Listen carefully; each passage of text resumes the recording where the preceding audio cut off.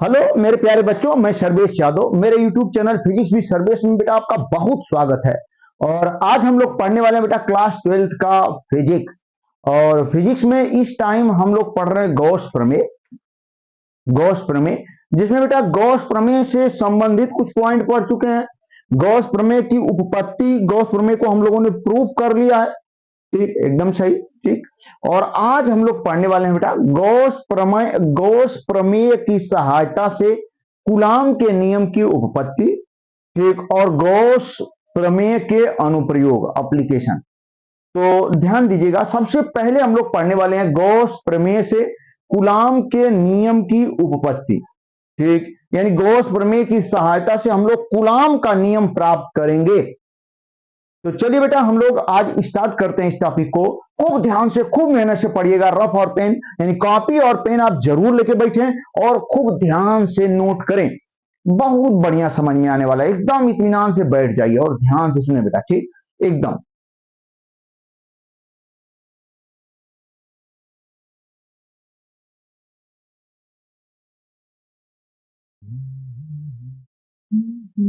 हाँ देखिए बेटा, तो आज हम लोग पढ़ने वाले हैं ठीक कूलाम के नियम की उपपत्ति किसकी सहायता से? गॉस प्रमेय की सहायता से। ध्यान दीजिएगा क्या लिख रहे हैं हम। ध्यान दें बेटा सभी लोग, एकदम एकदम ध्यान से। ठीक, क्या पढ़ रहे हैं हम लोग? कितना बढ़िया टॉपिक है गॉस प्रमेय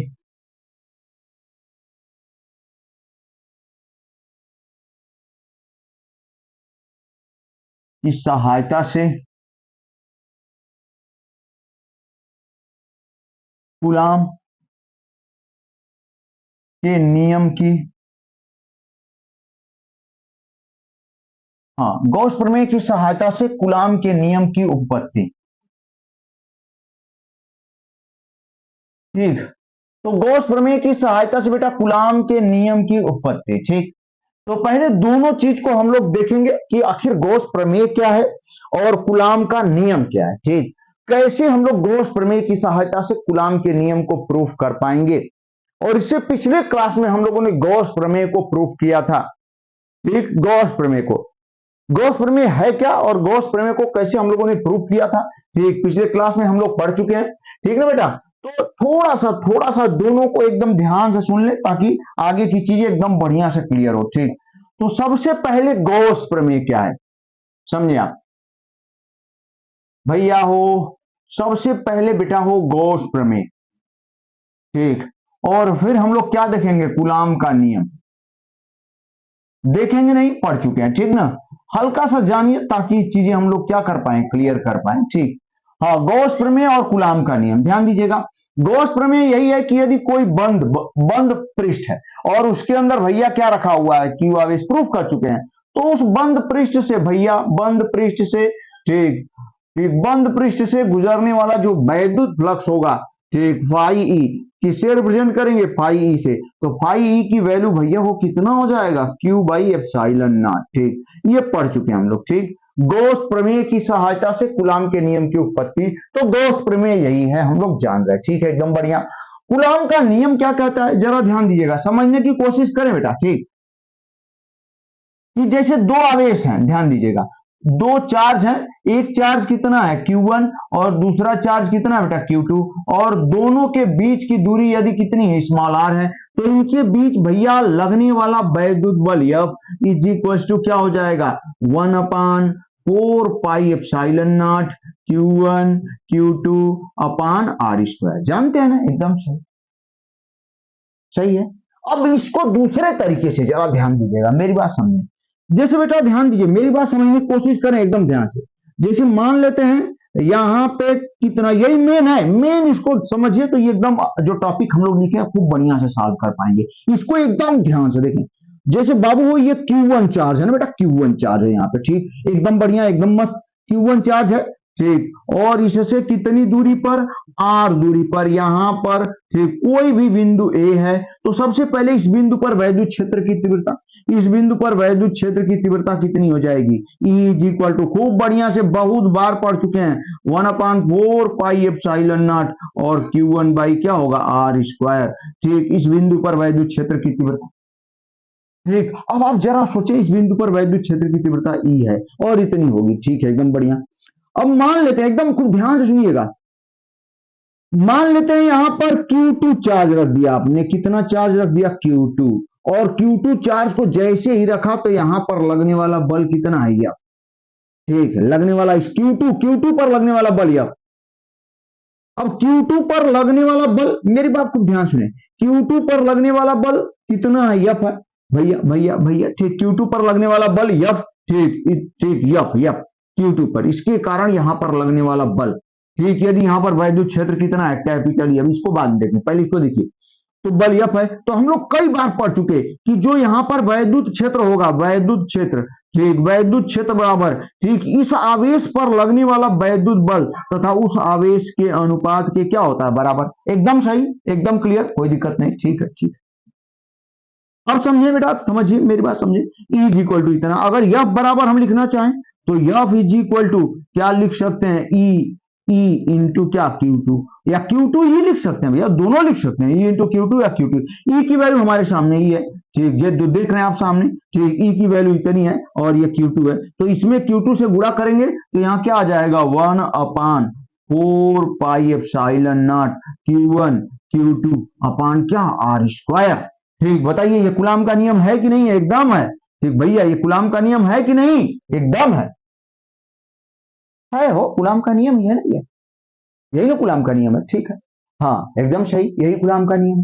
हाँ तो सुने मेरी बात समझिएगा, हम करेंगे क्या, यहाँ गॉस प्रमेय की सहायता से कूलाम का नियम प्राप्त करना है, तो भैया हम करेंगे क्या, ध्यान दीजिएगा, गॉस प्रमेय से ऐसा ही फिगर रहेगा, ठीक, यहां पर Q2 न रख के कोई आवेश रख दीजिए, आप सोचे ना, यहाँ Q और Q नॉट रख लीजिए, यदि यहाँ Q है और यहाँ भैया हो क्या है, Q नॉट है, तो इस स्थिति में जो वैद्युत बल आएगा Q into Q naught by R square हो जाएगा, एकदम हो जाएगा, ठीक, ठीक, यहाँ Q into Q naught upon R square हो जाएगा, ठीक है, एकदम बढ़िया।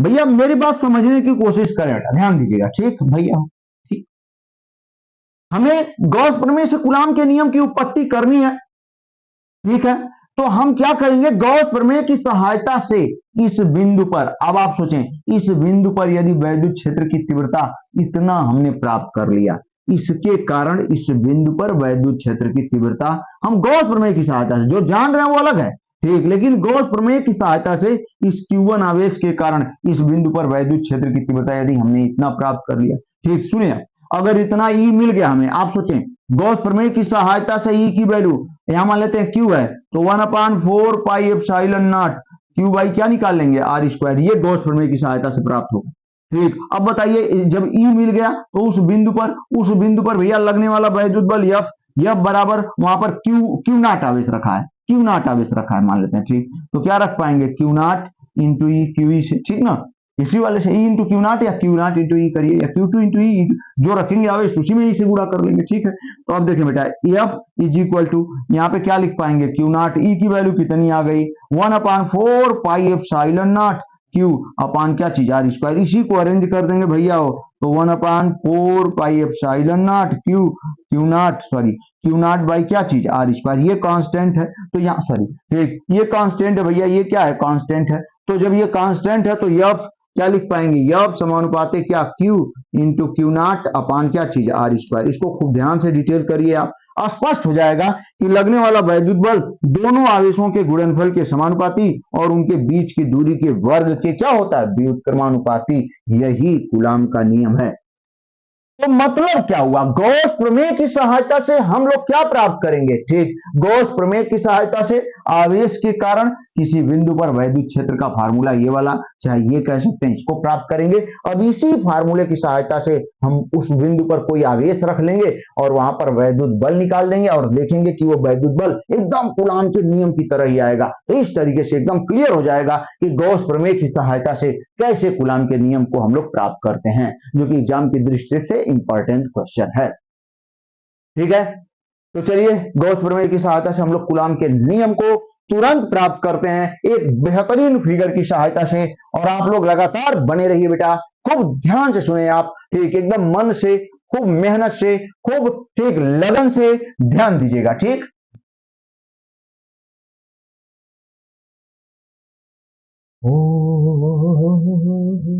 हाँ।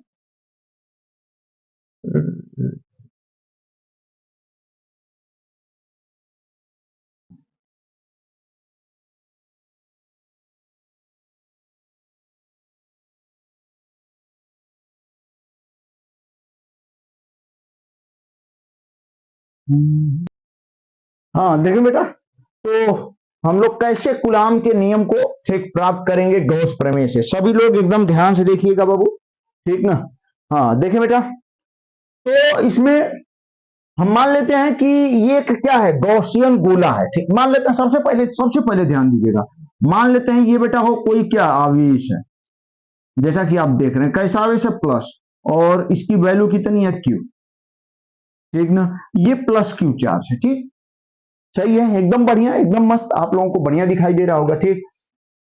और इस चार्ज को, इस आवेश को केंद्र मानकर, सेंटर मानकर, स्मॉल आर त्रिज्या के एक गॉसियन गोले की कल्पना कर लेते हैं। ये स्फीयर दिखाई दे रहा है, ठीक, एक, ठीक, स्फेरिकल गॉसियन सरफेस, ठीक, एक गॉसियन गोला, स्फेरिकल का मतलब गोली है, ठीक, एक गॉसियन गोले की कल्पना कर लेते हैं, एक काल्पनिक गोला है, ठीक, काल्पनिक गोला, स्मॉल आर त्रिज्या के एक काल्पनिक गोले की कल्पना कर लेते हैं, ठीक है भैया, एकदम बढ़िया, गॉसियन गोले की कल्पना कर लेते हैं। अब भैया इसके पृष्ठ पर, इसके सरफेस पर एक छोटा सा एरिया, हम एक छोटा सा एरिया क्या ले लेते हैं, डीए, जैसा कि देख रहे हैं, ठीक, डीए। और आप जानते हैं इस क्षेत्र, इसका जो क्षेत्रफलीय सदिश होगा वेक्टर डीए, ठीक, उसकी दिशा यही है, लंबवत किस तरफ, बाहर की तरफ, ठीक भैया, ये वेक्टर डीए की डायरेक्शन है, ठीक। और इस बिंदु पर वैद्युत क्षेत्र की तीव्रता भी धनावेश से दूर की तरफ बहुत बार पढ़ चुके, धनावेश के कारण इस बिंदु पर वैद्युत क्षेत्र की तीव्रता, ठीक, यहां पर बिंदु हम मान लेते हैं ए है, और इस बिंदु पर वैद्युत क्षेत्र की तीव्रता ए न मान के हम लोग क्या मान लेते हैं भैया, बी मान लेते हैं, ठीक। और इस बिंदु पर वैद्युत क्षेत्र की तीव्रता जैसा कि देख रहे हैं आप, ये है इस बिंदु पर, सही है, ठीक है। अब गॉस प्रमेय की सहायता से कूलाम के नियम को प्राप्त करना है, यानी हम लोग को गॉस प्रमेय पहले से पता है, ठीक, और उसकी सहायता से हम क्या करेंगे, कूलाम के नियम को प्राप्त करेंगे, ठीक है। तो अब बेटा ध्यान दीजिएगा, कितना बढ़िया पॉइंट, समझे आप, ठीक। हम कह सकते हैं बिंदु बी, समझिए मेरी बात ध्यान दीजिएगा एकदम ध्यान से, हम कह सकते हैं बाबू, ठीक, कि हम लोग क्या कह सकते हैं बेटा, ध्यान दीजिएगा, कहां पर, बिंदु, ठीक, ध्यान देंगे आप, बिंदु बी पर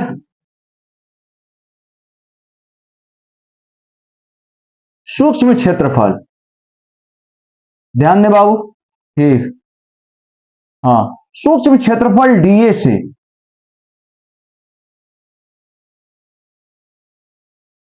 हाँ ध्यान देना है आपको, ठीक, सूक्ष्म क्षेत्रफल किससे, डीए से, मेरी बात समझने की कोशिश करें बेटा, ठीक, हाँ समझने की कोशिश करें कि बिंदु बी पर सूक्ष्म क्षेत्रफल डीए, बिंदु बी है यहां छोटा क्षेत्रफल डीए से गुजरने वाला सूक्ष्म वैद्युत फ्लक्स,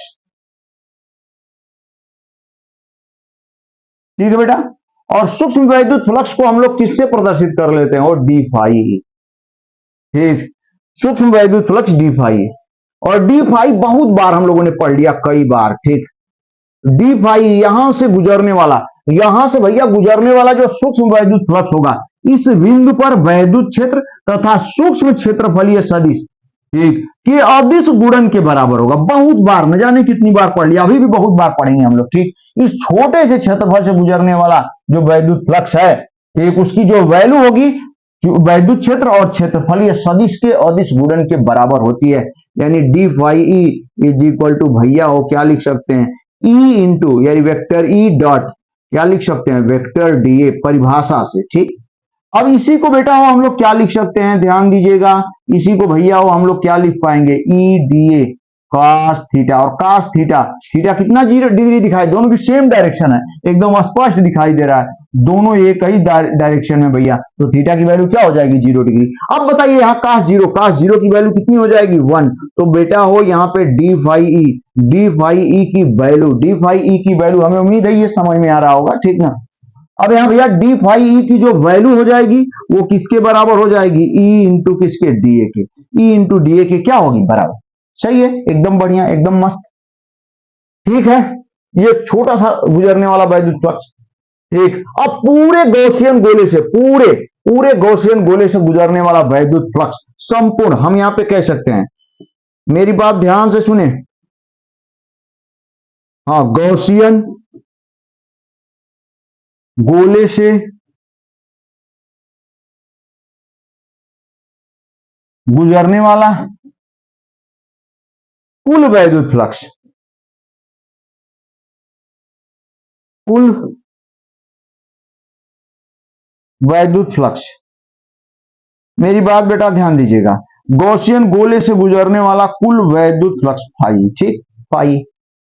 अब फाई क्या हो जाएगा जरा सोच के देखें, ध्यान दीजिएगा, पूरा तो डी फाई को इंटीग्रेट कर देंगे, बंद समाकलन करेंगे, क्योंकि पूरे बंद पृष्ठ से गुजरने वाला वैद्युत फ्लक्स है चाहिए। अभी तो ये छोटा सा था, ठीक, तो जानते हैं ऐसे लिखते हैं, घबराइए मत, ठीक, बार बार एक ही चीज आपके सामने आएगी, एकदम याद हो जाएगा, ठीक भैया। तो ऐसे बंद समाकलन का चिन्ह है, और क्या लिख पाएंगे, डी फाई ई, ध्यान दीजिएगा।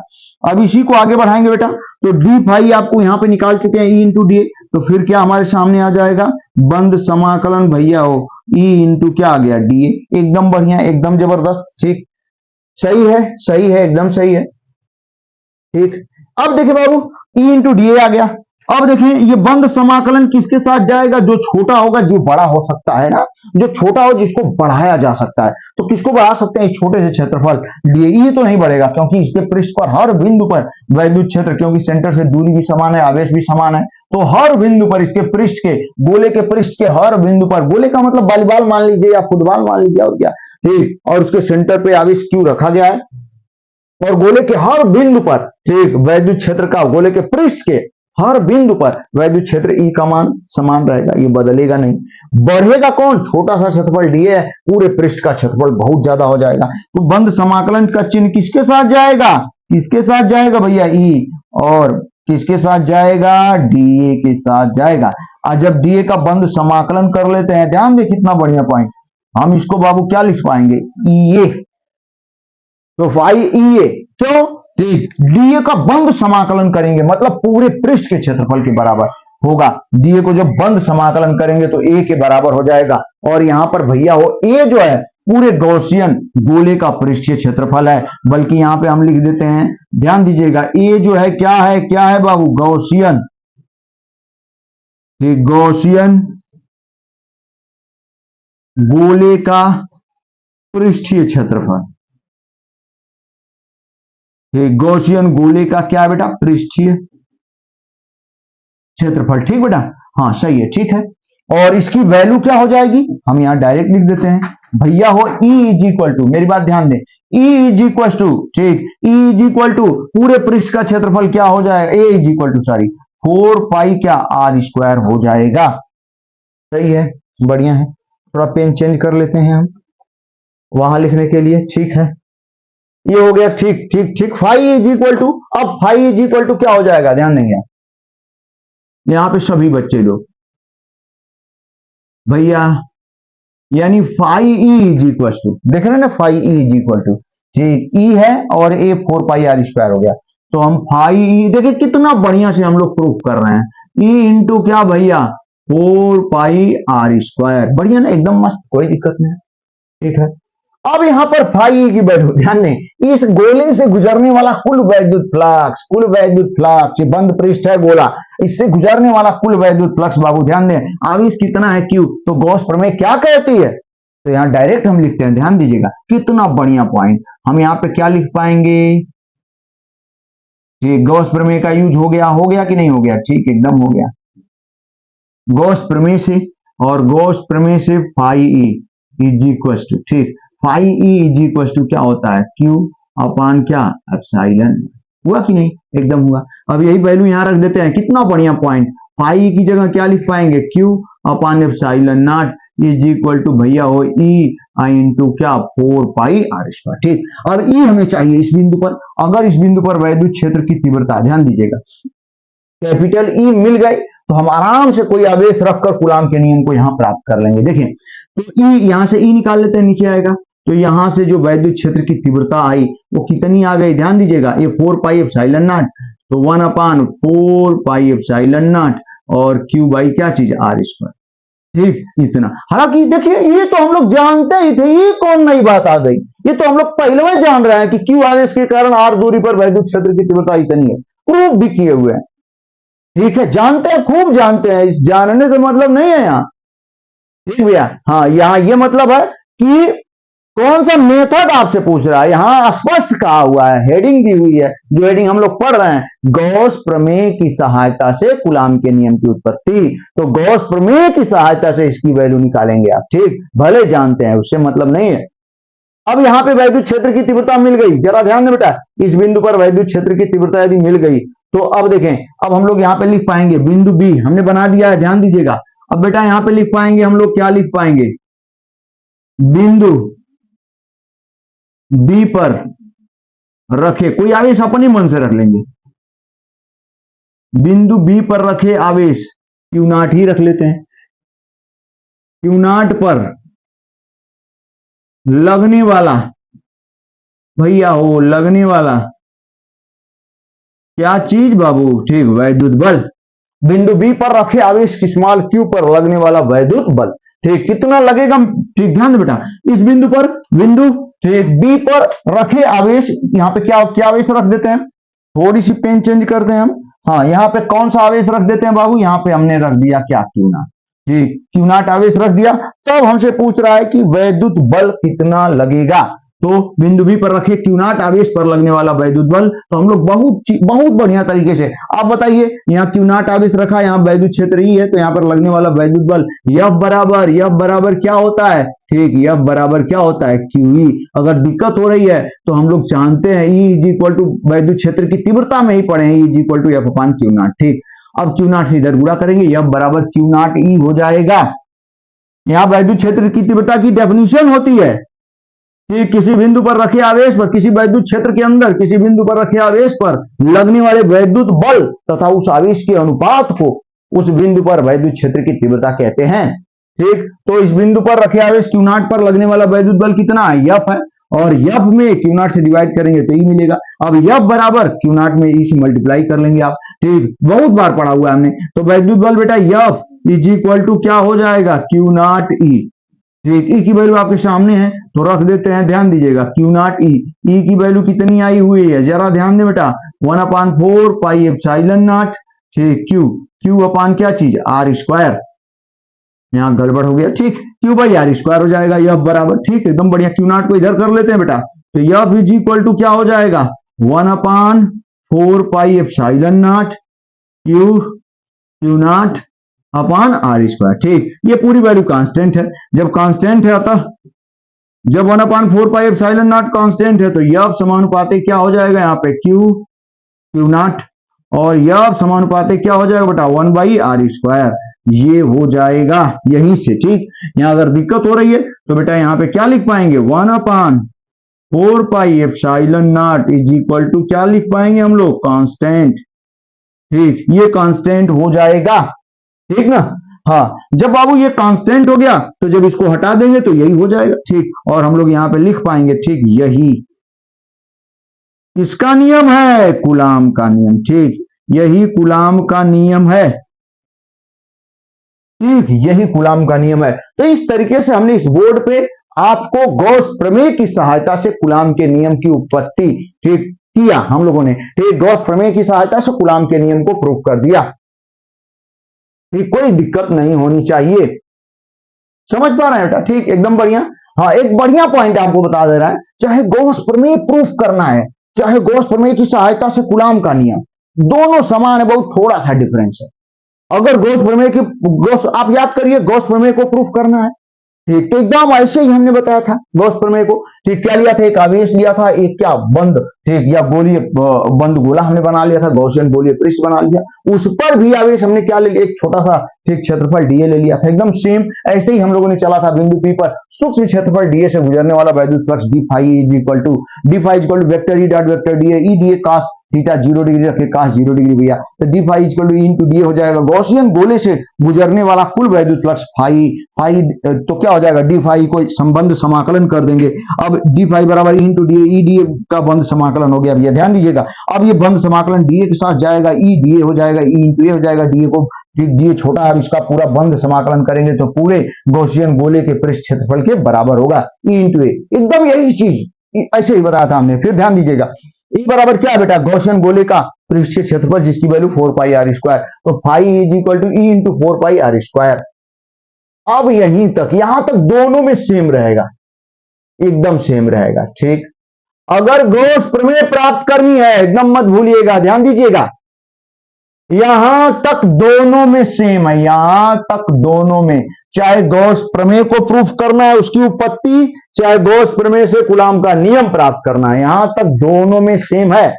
अब भैया वो इसके बाद की बात है, ध्यान दीजिएगा, अगर आपको, मेरी बात ध्यान दे बेटा, यदि आपको यहां पर कूलाम का नियम प्राप्त करना है तो गॉस प्रमेय पता होनी चाहिए, फाई बराबर क्यू बाई एप्सिलॉन नॉट, तो फाई की वैल्यू रखेंगे अपने आप, सारी चीज आपको हम पता है। ठीक, अब आप ही बताइए ना, फाई को गॉस प्रमेय से phi equal to Q by epsilon naught रखेंगे, आई इंटू 4 पाई स्क्वायर, ठीक, 4 पाई आर स्क्वायर, और ई की, अब ई बराबर इसको इधर लाएंगे, ये मिल जाएगा।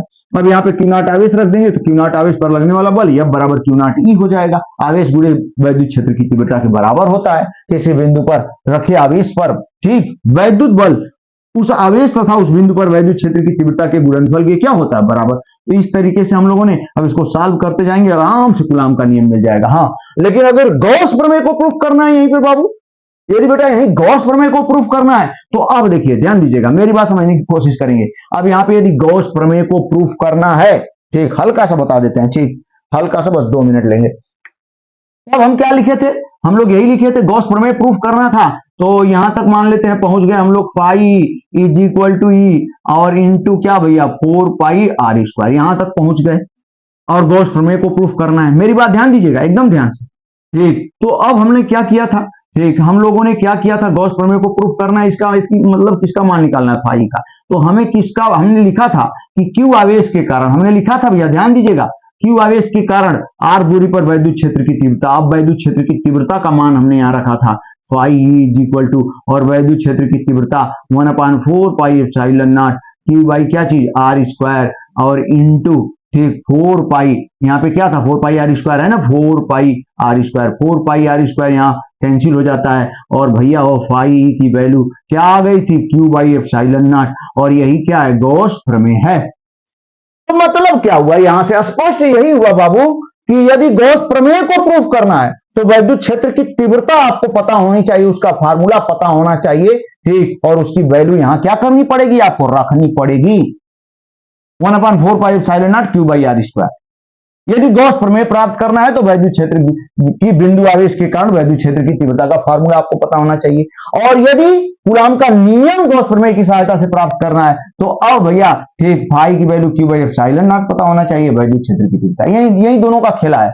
यदि गॉस प्रमेय प्राप्त करेंगे तो फाई ई का मान निकालेंगे, ई का मान पहले से पता होगा, और यदि भैया कूलाम का नियम प्राप्त करना है तो अब फाई ई का, वो भी गॉस प्रमेय की सहायता से, मतलब जिसकी सहायता से प्राप्त करना है उसकी वैल्यू पता होनी चाहिए, तो फाई ई की वैल्यू यानी गॉस प्रमेय की सहायता से यदि पता करना है तो वैद्युत फ्लक्स पता होगा, क्यू बाई एप्सिलॉन नॉट रखेंगे और क्या निकालेंगे, ई की वैल्यू निकालेंगे। आप खूब खूब मन से ध्यान से सोचेंगे, सुनेंगे तो चीजें एकदम क्लियर हो गई होगी, ठीक, समझ पाए, चलिए ठीक। अब बाबू हम लोग नया टॉपिक स्टार्ट करने जा रहे हैं बेटा, ठीक, नया टॉपिक हम लोग स्टार्ट करने जा रहे हैं, और टॉपिक का नाम है गॉस प्रमेय के अनुप्रयोग, ठीक, एप्लीकेशन ऑफ गॉस थ्योरम हम लोग पढ़ेंगे आज, ठीक, एप्लीकेशन ऑफ क्या, गॉस थ्योरम। ये चीज क्लियर हो गया है, ठीक है, तो चलिए हम लोग आगे बढ़ते हैं।